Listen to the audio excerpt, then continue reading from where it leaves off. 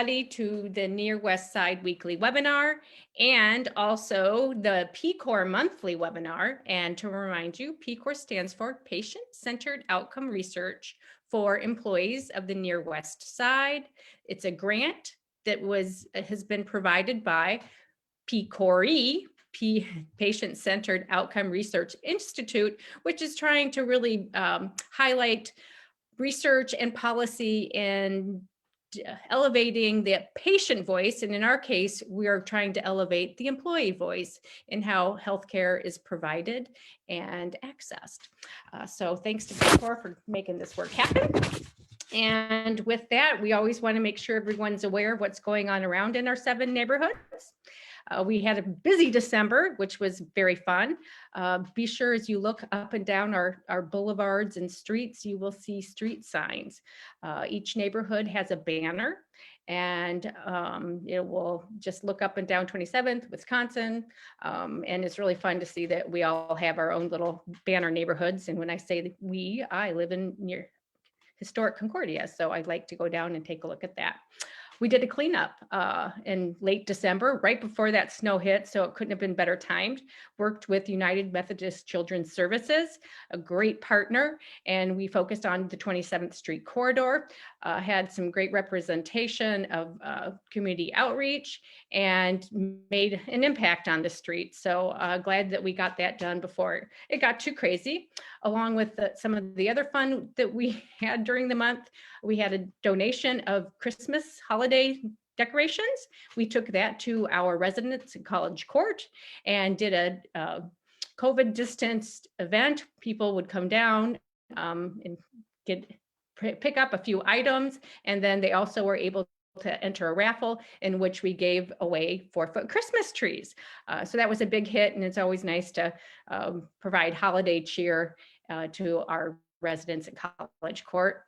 Do want to recognize our neighbor, Valerie Langston. She was recognized by AARP Wisconsin as Volunteer of the Year. So proud that she was recognized that way. There was a video event or Zoom event that they had during the month to make sure she was showcased.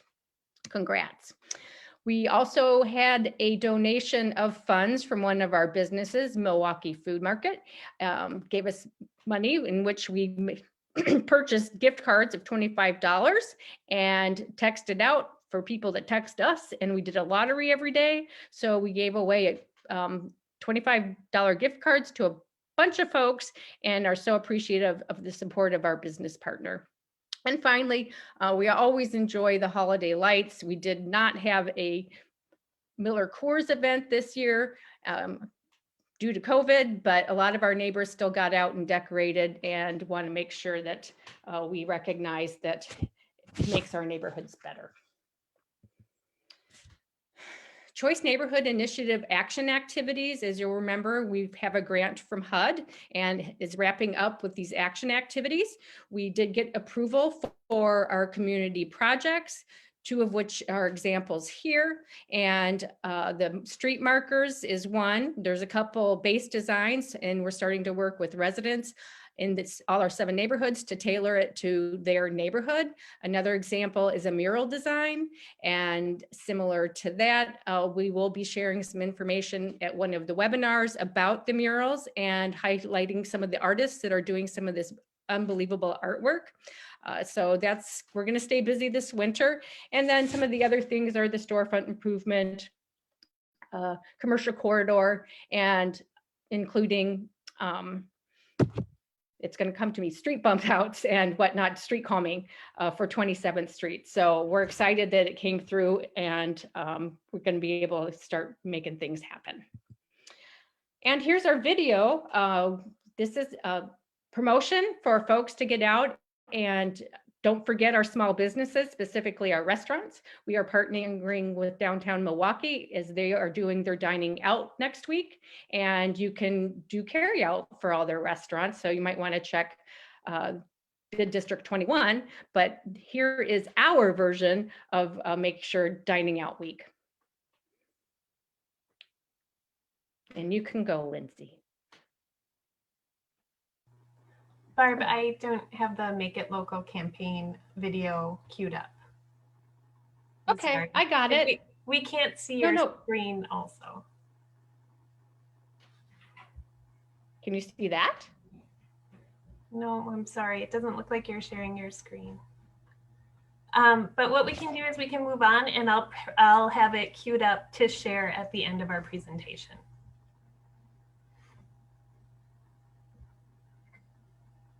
Okay, sounds good. So, and now my internet is going unstable. Perfect timing. We do want to remind everyone of the COVID crisis that it continues, and we need to make sure that even though vaccines are being distributed, we still need to be very, very vigilant. Wash your hands, wipe surfaces, watch your distance, and avoid crowds. So it's still important that we mask up and do those important prevention measures to reduce the spread of the germs. And then the city of Milwaukee has a website dedicated to the coronavirus. And then you'll see at the bottom is their actual campaign for distribution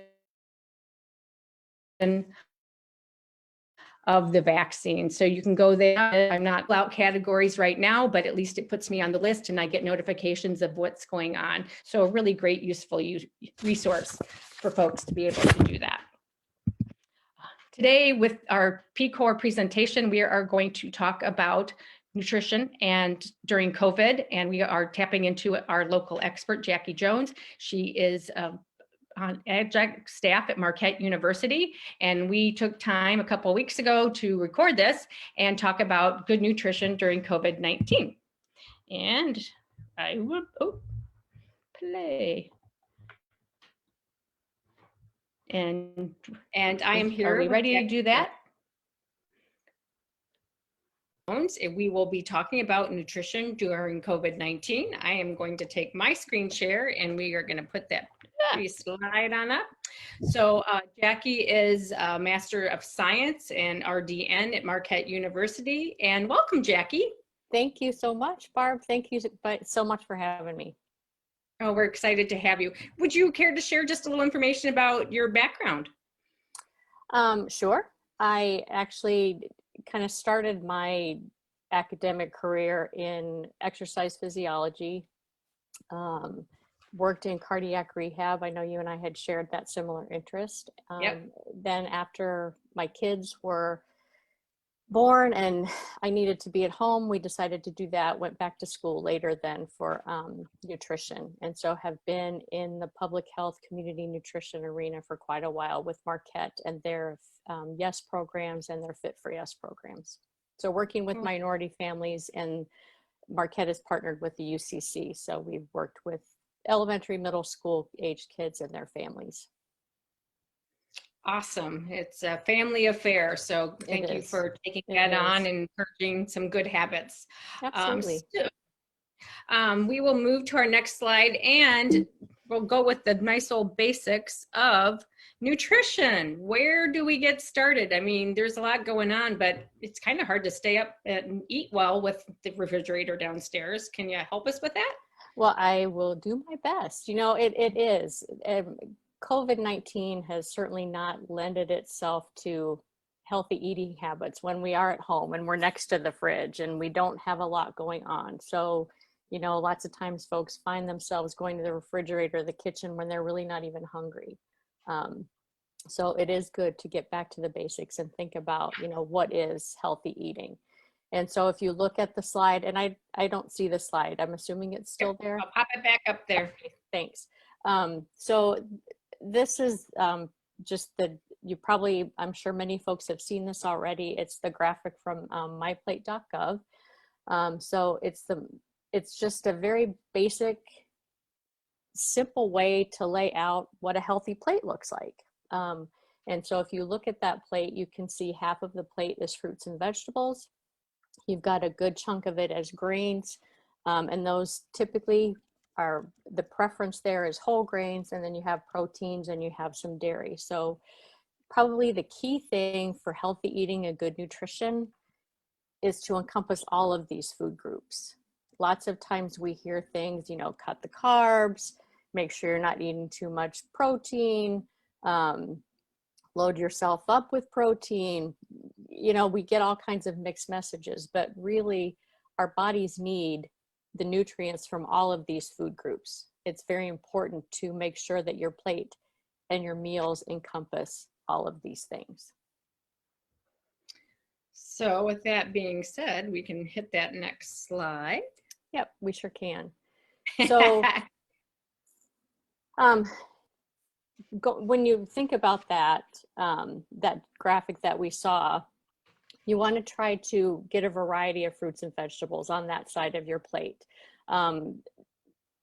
Plant-based diets, and it sounds like a catchphrase, but it's really the way that research is showing that we need to be going with our plates. We need to fill them with as many fruits and vegetables as possible. That's where a very good chunk of nutrition comes from. It's the vitamins and minerals that we don't tend to eat enough of. We get antioxidants, which helps our body fight disease and cancer. We get phytochemicals that we can't get from anything other than plant-based food. So focusing on a variety of fruits and vegetables, make that plate as colorful as possible. I used to, when I worked with the kids, you know, we talked about eat a rainbow every day, all the time. And just what that meant is that's just pulling fruits and vegetables from all different colors of the rainbow, and trying to incorporate that into your food plan as much as possible. In terms of proteins, you want to focus on the lean proteins. Try to get fish into your diet at least 2 to 3 times a week. And that's, if you focus on those fatty fishes like the salmons and the mackerels and the tunas, the fats that we get from those fishes are really very important to our body. And they're a healthier fat. They are an unsaturated fat that is really good for our heart health. It's good for our cholesterol level. Other proteins, dried beans and lentils are a really great source of protein. They also fill a dual role, and they get to fill up, they're also counted as a veggie. Tons of fiber, again, lots of protein. So if you are a person that tends to want to eat more vegetarian style, those beans and lentils, those are the kinds of proteins that you're going to want to go to. Eggs are considered protein, nuts and seeds, peanut butter, sunflower seeds, you know, all of those things can provide a really great source of protein, but they also provide some really good sources, again, of that healthy heart, healthy fat. When you look at dairy, just make sure that you're looking at the low fat dairies or the fat-free dairies. It's real easy to say, oh, but it doesn't taste as good. You know, that whole milk just has that creaminess versus, you know, the skim milk. I've had so many families that we've worked with say, oh, but it looks like water. I can't make myself drink that. You know, and sometimes those big steps, you don't have to go from whole milk to skim milk right away. You know, ease yourself into it and maybe try 2% for a while, or maybe take 2% and skim milk and mix them together. So you're kind of slowly decreasing that consistency so it's a little bit more palatable to you and you feel like that is something that your family can sustain. Foods made from whole grains, that's real important. Refined grains, foods that have been processed, if you're not getting the whole grain, you're not getting all of the nutrition benefit from that grain. So you want to look on packages for the words whole grain, whole wheat flour, or whole grain flour, not just enriched wheat flour. Even if it just has the word wheat on it, that doesn't mean that it's a whole grain. So you have to actually look for those words whole grain. But again, that's important because you're getting that extra nutrition that comes from eating that whole kernel of grain. Processed foods that are stripped of that, where the kernels are broken down and broken apart, sometimes they will enrich foods and put those things back in, but again, still not quite as good for you as the whole grain. And you'll also have the added benefit of the fiber from the whole grains that you don't get from those refined foods. And fiber is just so incredibly important to your whole system.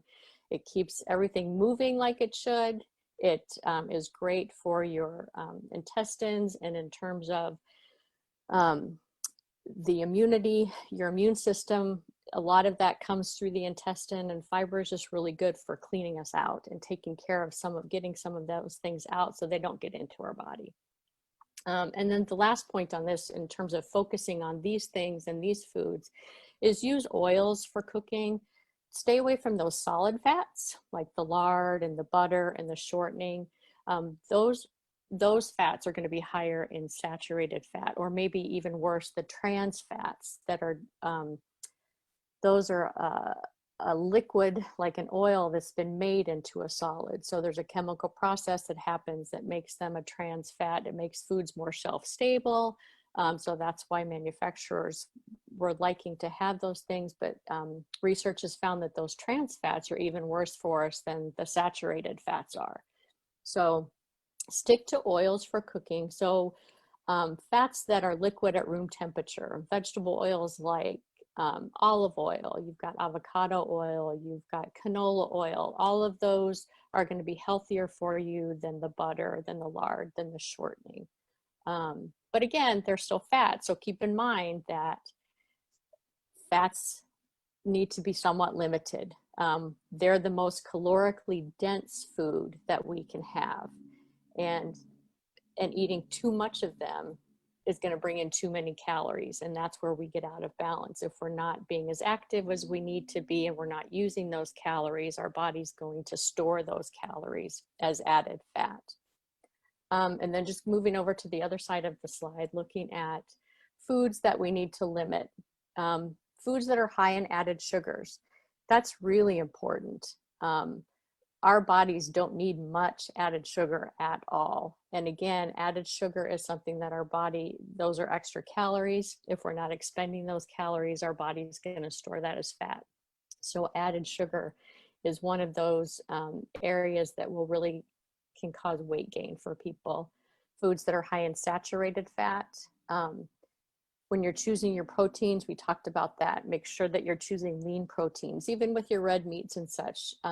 Maybe limit your servings to 1 to 2 servings of red meat per day, or per week, excuse me. You do get more saturated fat in those red meats than you're going to get in some of the, like the poultry and the fish. Saturated fat contributes to higher blood cholesterol. It's connected with a higher risk of heart disease. Foods that are high in sodium. Our Western diet just lends itself to lots of sodium. We tend to eat a lot of fast foods, highly processed foods. Sodium is salt. When our body has a lot of salt, we retain fluid. And for some folks that are sensitive to salt, that can lead to high blood pressure. So just keep an eye on foods that are high in sodium. The highly processed foods, again, the foods that are stripped of their nutrition because they're being broken down, but it's the baked goods, the cookies, the snacks, the more of the junk food type things. Those are considered more highly processed foods, but it's also things like white bread and white pasta. If you can make those switches again to the whole grain breads or the whole grain pastas. And again, it doesn't have to be an all or nothing kind of a thing. I am a firm believer in there are no bad foods. So try mix, instead of cooking all white pasta for your family, maybe split it up and have half of it as whole wheat, half of it is white regular pasta. Mix it together. Your family's not going to know the difference. And then obviously limit your alcohol beverage intake. So that's really important as well. Yeah, it's just those empty calories. You're talking about, this was one of my favorite demos for, instead of a candy bar, get a bag of trail mix. Absolutely. It's the same amount of calories, but you get some nutrition out of it. Right. And quite a bit of nutrition out of it too. Yeah. And you know what? Trail mix is such an easy thing to make. Mm-hmm. Such an easy thing to make. Yep. I didn't set this up. I just had this sitting here. I'm like, oh, I remember this from the good old days. You know what? But that's a really good segue. That's perfect. It is. So let's move ourselves on. So give us some more information. Okay. So, we set this up to talk about nutrition with COVID-19. Obviously, that is the big topic for this last year as we come up to March. So this is from the CDC's website. These are conditions that could, if you have these, and I'm sure people have heard the word, the terms comorbidities, underlying conditions, when they hear the news and have, talks about severity of COVID-19 and how it affects people. These are conditions that could increase your risk of having a severe illness if you were to get the coronavirus. So this is by not any means an exhaustive list. If you go to the link that's on the bottom of this slide, you'll see that the list is fairly long, unfortunately, but these are 4 that really can be affected by how we eat. We can make changes like the ones I spoke of. We can cut back on our saturated fats. We can eat more fruits and vegetables. One of the things I didn't talk about with fruits and vegetables, they are naturally low in calories. They are naturally full of nutrition, and they're naturally full of fiber. So one of the great things about fruits and vegetables, if you're eating lots of them, you're going to stay full. You're going to feel full for a longer period of time, which then lends itself to eating less. So, it's kind of a win-win. You get all of the great stuff, plus you feel full, you don't eat as much, so you can maintain a healthy weight. And for any of these 4 that are listed on this slide right here, maintaining a healthy weight is key. Yeah, and I'm sorry, I feel like I'm just talking. If you want to jump in, Barb, please feel free to do that. No. Okay. Thank you for the offer. Okay, absolutely. So, again, going back to heart disease, maintaining a healthy weight, keeping your cholesterol level down, which can be done with eating those whole grain foods. It can be done by eating those healthy fats, using the oils, the olive oils, eating those fatty fishes, working those things into your diet. That can help with heart disease. That's not to discount the activity piece that needs to go with this too, but making those changes in your diet is also really important. Obesity,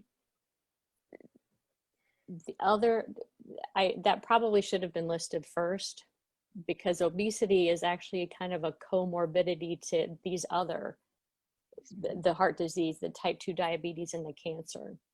Often it goes hand in hand with those other chronic diseases.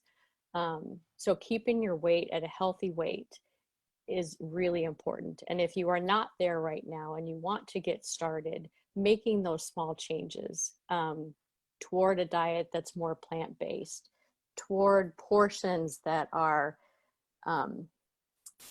more, how do I say, more considered a normal portion. So keeping an eye on what your portion sizes are, trying not to go back for seconds, but filling those voids for food with other things, finding other hobbies, other habits, and ways that you can keep yourself from going to the kitchen, keep yourself from going to that refrigerator. Type 2 diabetes, again, it's one of those risk factors for, more severe illness with COVID-19 that for many, many people is completely controllable with diet and activity. Most folks that are diagnosed with type 2 diabetes can keep it under control and never have to go onto any kind of medication to keep their glucose in check. So diet and exercise can be huge for that.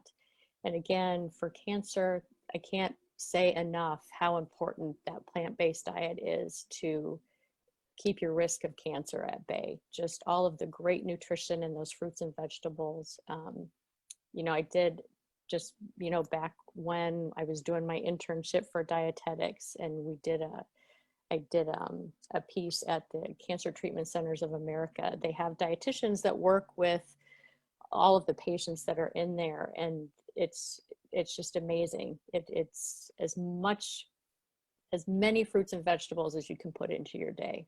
It's just a very big push. So any questions or anything else that you can think for that piece, Barb? No, certainly not. And I think what, other than the cancer, is we have all of us have opportunity to reduce our risk by eating well, portion size, and exercise. Right. So it's not always fun. No, it's not. It's not. And actually, would it be okay now to go to the MyPlate website and maybe we could just look through that? Sure, let's do that. Okay. All right. So with some help, I got to the MyPlate website and I can do some cruising for you, Jack. Absolutely. So that's great. Okay. Go ahead. I was just going to say, your purpose here is just to highlight what a great tool this is. So it is. And actually, this is a great place, you know, kind of going back to trying to make some of those changes in our diet so we can get on track for better nutrition. This is a really great user-friendly resource, and all of the information is, you know, evidence-based. So we know that it's trustworthy, it's been researched, but it's also just a really nice starting point for folks. So I think we're on the home page. And if you scroll down on the home page for me, Barb, keep going. So what you'll see here are the 5 tabs for the 5 food groups. So you could click on any one of those where it says learn more. And let's just do this as an example. Let's go to the veggies and learn more about veggies. So click down where at the link, yeah, that works too. Look at these beautiful vegetables. Yes, you get this, you know, beautiful pictures. But if you, again, scroll down that page, talks about foods that are in the vegetable group.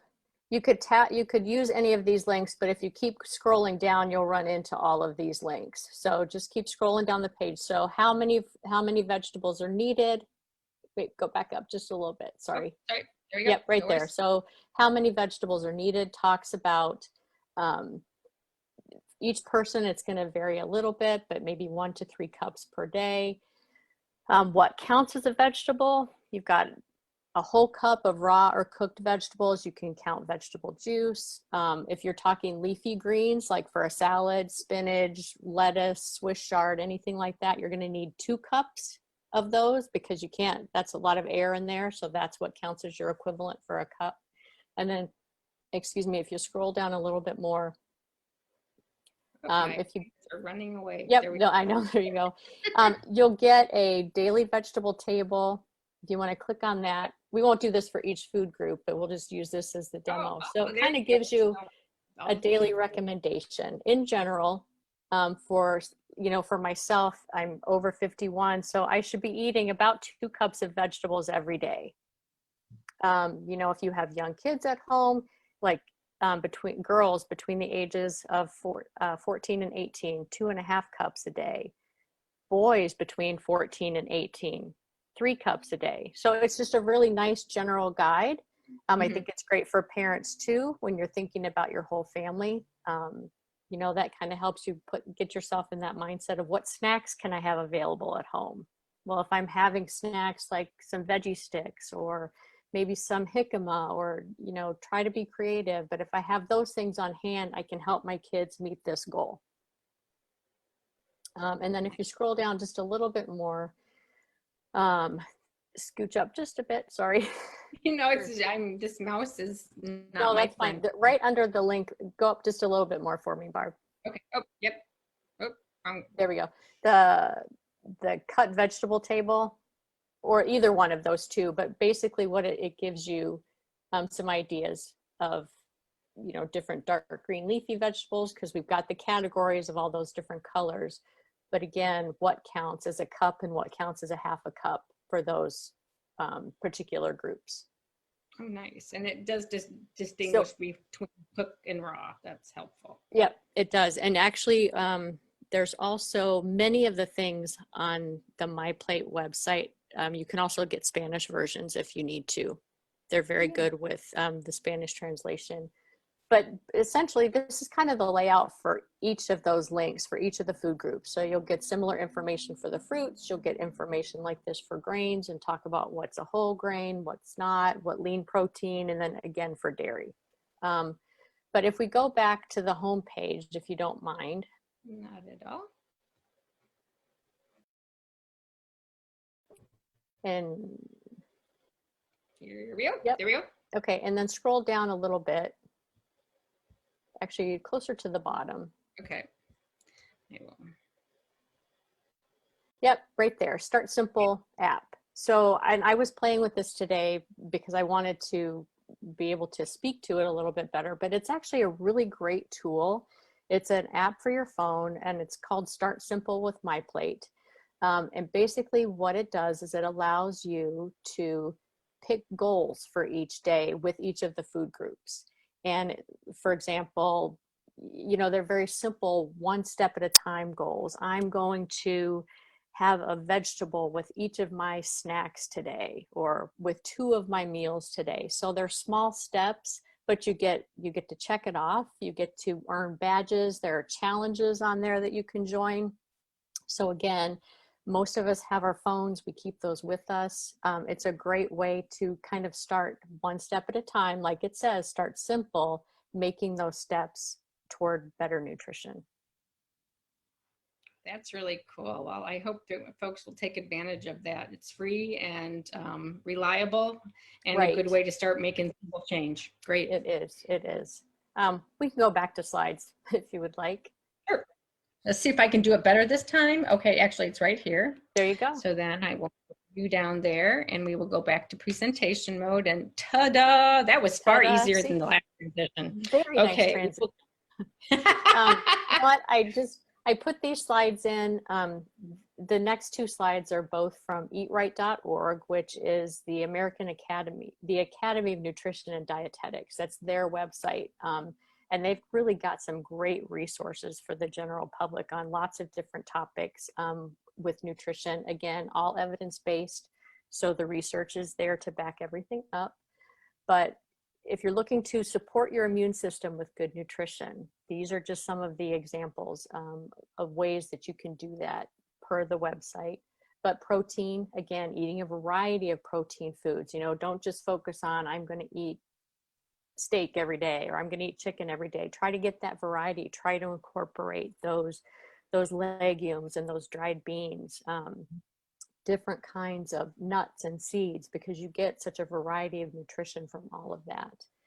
Vitamin A is an antioxidant. It's great for, again, all the antioxidants are just really good immune boosters, but vitamin A is that vitamin that we think of for the orange color and the dark green colors, the sweet potatoes, the carrots, the broccoli. We get a lot of it from eggs. Any food that's fortified, like milk, is usually fortified with vitamin A and D. Is a great source for that. Vitamin C, I think we all hear that all the time. Take your vitamin C, keep that cold away. But it's very easy to jump to supplements for all of these things. If you can get your nutrition from the food that you eat, your body's going to utilize it better. That's just how it is. So examples of vitamin C foods. Vitamin E, also one that we don't always get a lot of, but if you're eating fortified cereals, if you're eating almonds, peanut butter, vegetable oils, those kinds of things, you can get vitamin E from. And then zinc is really important for wound healing. Especially in the hospital, you'll see that they make sure folks that maybe have an injury or surgery, they make sure that their zinc levels are fine or are good. But again, sources for that: lean meats, poultry, seafoods, those whole grain products. But again, and there's a link on that slide if you wanted to go check out that article. Awesome. Thank you. Mm-hmm. So, and I think to just tie it back around is we were talking earlier also with those comorbidities, these are opportunities to remain healthful as well. Absolutely. So it cuts across the board. And then as usual, always talk to doctor and work with your pharmacist. Absolutely. Yes. Check with your doctor. And again, work with your diet. If you're eating a variety of foods and a balanced diet, you're going to be getting all of the nutrition that you need. And you won't have to look for vitamin A supplements or vitamin E supplements. You should be, again, back to your doctor. If they decide differently for you, that's different, but you should be able to get most of what you need from the food that you eat. Most definitely. Cool. That was extremely helpful. Are we ready to move on? Sure. Okay. This is a lovely slide, and oops, this slide I did not change. Okay, let everyone know. This came in PowerPoint and I'm in Google Slides, so I had to modify and totally missed one. So my apologies to you, Jackie, but it's still readable. It just looks a little out of whack. Yeah. But yeah. No problem. And again, inflammation, our body's natural defense against disease and injury is inflammation. That's just a sign that our body is trying to heal itself. But what happens is some of those chronic diseases that we talked about, like the heart disease, the diabetes, obesity, that can lend our bodies to be in a state of chronic inflammation, and that's not healthy. That starts to deteriorate tissue. It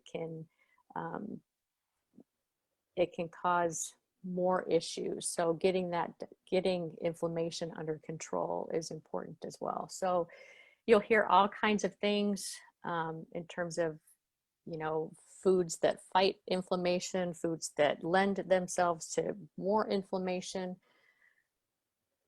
in general.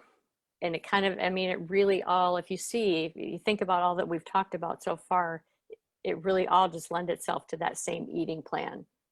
Half your plate fruits and vegetables, be smart about your proteins, choose healthy fats, select the whole grains, stay away from those processed foods. Those have been shown to maybe push our bodies into more of an inflammatory state. But there's also some research too that different herbs and spices can be helpful with inflammation in our body. So experiment with fresh herbs and spices. Again, get away from that salt. We don't need that anyway. There's so many flavors out there that we can use to make our foods more palatable. So healthy food can taste really good. It doesn't have to be bland. Very true. But it does take time and level of skill and just learning how you like to prepare your food. So persistence pays in this regard, I think. It does. And the internet you can Google just about any kind of recipe now. So there are so many sites too that you can take a look at what's in your pantry and say, I have these 5 ingredients, what can I make? And you'll get a slew of recipes. And it does take practice.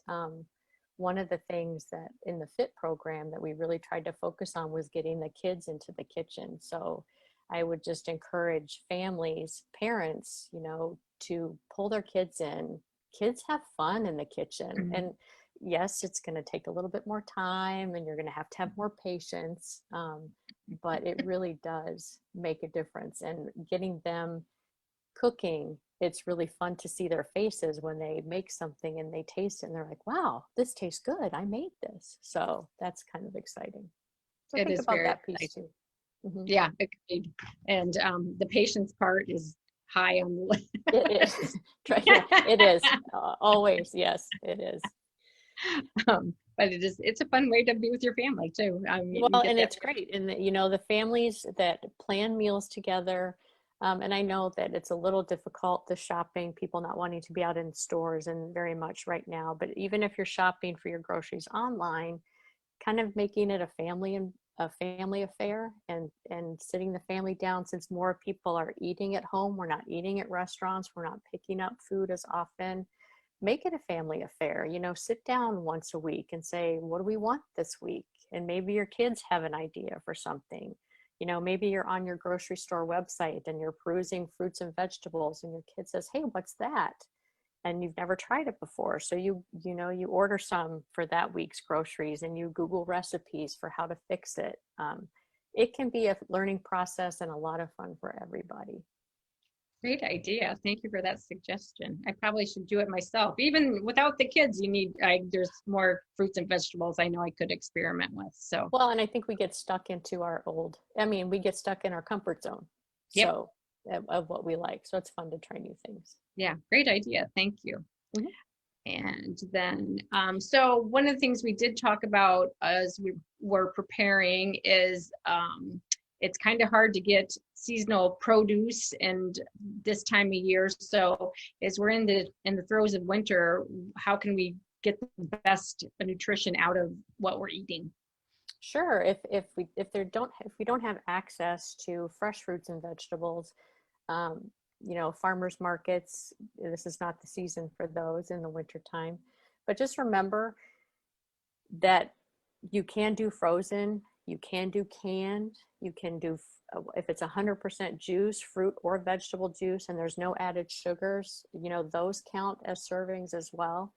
One of the things to remember with fruit and vegetable juices, make sure if you're looking at the label that they say juice, and they do say 100% juice. If you see something that says juice drink, oftentimes that's not going to be 100% juice. So that word drink can kind of be a giveaway, that it's maybe there's more added sugar, maybe there's other things to it, so it's not 100% juice.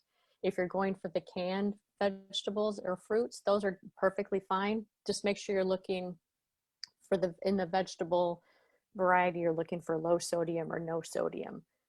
You can always season those with, even the canned vegetables, you can throw on a spice or a seasoning that you and your family like. And if you're choosing fruit that's canned, that should say no added sugar, not so added sugar. Sorry about that.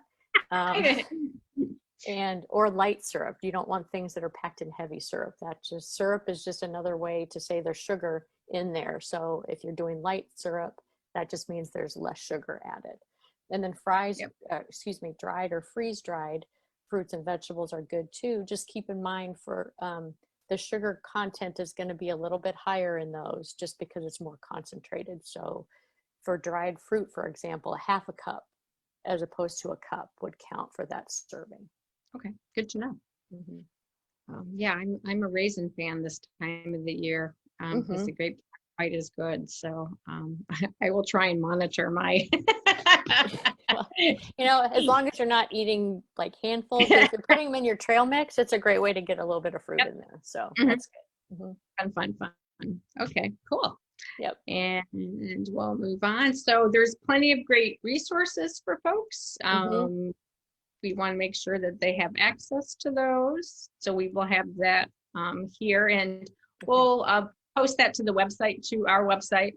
And then as usual, this will be replayed. I will let folks know, I'm going to just even go to this one.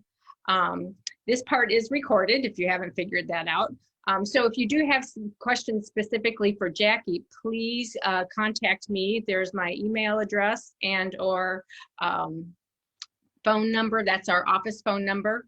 Then let us know of your questions and we'll get back to you, because it's important that you find out your answers. And I will just again go back so folks can take a look at those resources, and we can wrap up. Jackie, thank you for your time and expertise. Oh, thank you so much for having me. Yeah, and really the importance of nutrition is a basic fact, but now we've got a little extra work we need to do because of the COVID crisis. And it's always a great reminder to get started, or just take that simple step of something new. Right. I got rejuvenated in on this too. So it's a great way to just remind ourselves and dust things off that there's opportunity to eat a little better. Yeah, absolutely. And again, I think it's key, those small steps. Don't feel like you have to make all kinds of changes right away tomorrow. Set yourself up for success. Change the small thing, take small steps. I'm going to bring us to full screen. So again, thank you for your time and talent. Absolutely. And happy to be here. Thanks again. All right. Have a great day. Stay healthy. You as well. We are back. Thank you, Lindsay, for getting that recording done or actually Elizabeth for all her hard work on that.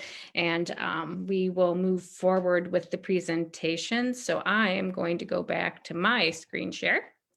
And thank you to Jackie. I need to, sorry, peeps. Here we go again, Elizabeth. Okay, so there's that slide again, a little bit bigger. Take a quick look at that. And we will try and get that posted soon. And then our next slide, we wanted to be sure and address the issue of food insecurity and also the difficulty in resources with some of food access here in the Near West Side. We're limited in some of the grocery stores.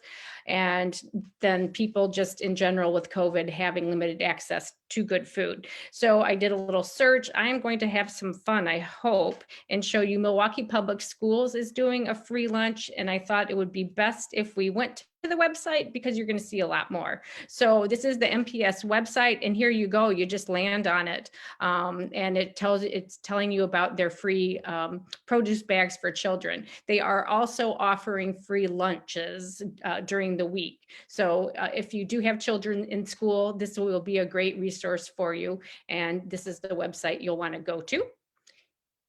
And we'll go back. Neighborhood House is a local nonprofit, and they started a food pantry. Their food pantry is on Wednesdays from 12 to 2 and Thursdays 4 to 6. They do always need volunteers. They can use bags to bag stuff up, and then definitely donations of food. And cash donations are always accepted. So there's another resource for folks. You need to live in the 53208 zip code or the 53233 zip code in order to use their pantry, and just need proof of where you live. There's no other requirement to do that. So we appreciate their support in helping keep our community healthy and well. And then also, again, Hunger Task Force, total rock solid in what they do and how they help our community. Oops, I'm going to go back. I was going to show you the market. Let's see if I have it. I may not. They have the mobile market, which is a mini pick and save. And with that, it goes around the community, and you can go to their, let's see if I close that out. I don't want to do that, but and find out where you can access it. It goes throughout the community, a couple places every day, and everybody can use the mobile market. You don't have to have an income issue or be a senior a certain age. You can go ahead and use it at any time that you see it, or follow it around town, I guess. They also have a fantastic senior outreach program, which is extremely important. They have someone dedicated to that. So if you do have senior, if you're a senior and you need some help with your food, they have a person that's dedicated to help you find the resources and to get that. There's senior nutrition programs, there's box programs, and then in part also any of the subsidy programs. Finally, the food share, which is SNAP, and I kept this on here because definitely there's some very good news on the forefront that SNAP has expanded with the COVID legislation. So folks that are using the SNAP benefit will see more money in their accounts. And this is where you want to go to be able to find out more information about that, and then also be able to sign up. So the website has a lot of great information. So sorry, I'm whizzing along, but this is the Department of Health Services, and you can go ahead and find out if you can apply. You can apply there. You can get more information, and benefits are increasing. So do take advantage if you need some extra food in your pantry, and there's services available for you. So wanted to make sure that folks know that there are resources available. If you have questions, feel free to give us a call, email me, and we'll try and send you the right direction. I will go back out of that, and we're back at our screen. Finally, with PCOR, Patient-Centered Outcome Research for Employees, we are searching for employees in the Near West Side, and we are hopeful that they would like to join our PCOR team.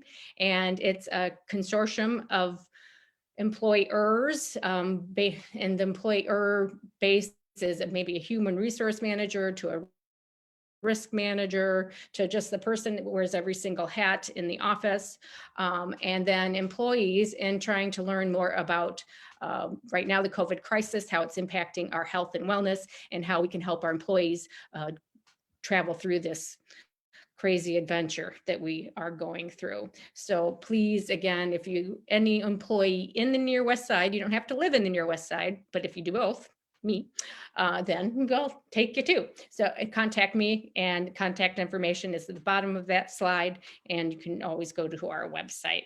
And we'll do one more. So if you have questions about PCOR, any specific topic regarding COVID that you might want to hear about related to health and wellness in the next few months, please let me know. My contact information is pcor@nearwestsidepartners.org, and that is my contact phone. And then our primary researchers, Dan Pinto, and other project leaders, Abigail Keller. So thanks again, everybody, for your time. Thanks again to Elizabeth and Lindsay for my quirky start. I was on the backside and missed it all. So there you go. And thank you to everyone participating and watching today. And we will see you all next week. We will be doing a presentation with our artists and about those neighborhood markers and the murals. So it's going to be a fun, dynamic event next week. Thanks so much. Have a great day.